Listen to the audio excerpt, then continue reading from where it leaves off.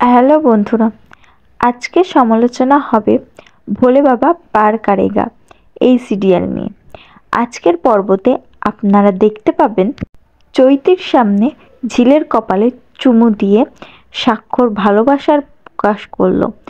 তো হ্যাঁ বন্ধুরা, এমনটাই হতে চলেছে ভোলে বাবা প্যার কারেগার আগামী পর্বগুলোতে। ভয়ঙ্কর পরিস্থিতির শিকার হয়ে একে অপরকে বিবাহ করতে হয় ঝিল এবং সাক্ষ্যকে। কিন্তু বিবাহের পর সাক্ষ্য ঝিলির প্রতি একটি দুর্বল অনুভব করেছে। তোমরা সকলেই সেই এপিসোডগুলি দেখতে পেয়েছো। অন্যদিকে চৈতি একের পর এক ষড়যন্ত্র করেছিল যাতে সাক্ষ্য ঝিলের প্রতি দুর্বল না হয়, কিন্তু কোনো প্ল্যানে সাকসেসফুল হতে পারেনি। উল্টে সাক্ষ্য আরও বেশি কাছে টেনে নিয়েছে ঝিল।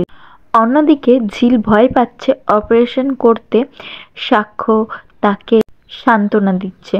অন্যদিকে ঝিল ভাবছে যদি সে না ফেরে তাহলে হয়তো আবার সে নতুন করে শুরু করবে, কারণ ঝিল মনে করছে সাক্ষ্য চৈত্রীকে ভালোবাসে।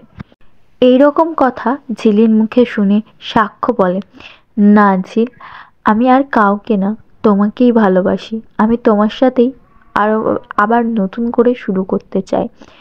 আর ঠিক তখনই কেবিনে ঢোকে চৈতি। সাক্ষ্যর মুখে এই কথা শুনে চৈতি অবাক হয়ে যায়। অন্যদিকে ঝিল মনে মনে অনেক আনন্দ পায়। তো হ্যাঁ বন্ধুরা, এই এপিসোডটি দেখতে তোমাদের কেমন লাগবে অবশ্যই কমেন্টে জানিও। আর আগামী আরও আপডেট পেতে নিশ্চয়ই চ্যানেলটিকে সাবস্ক্রাইব করে রাখবে।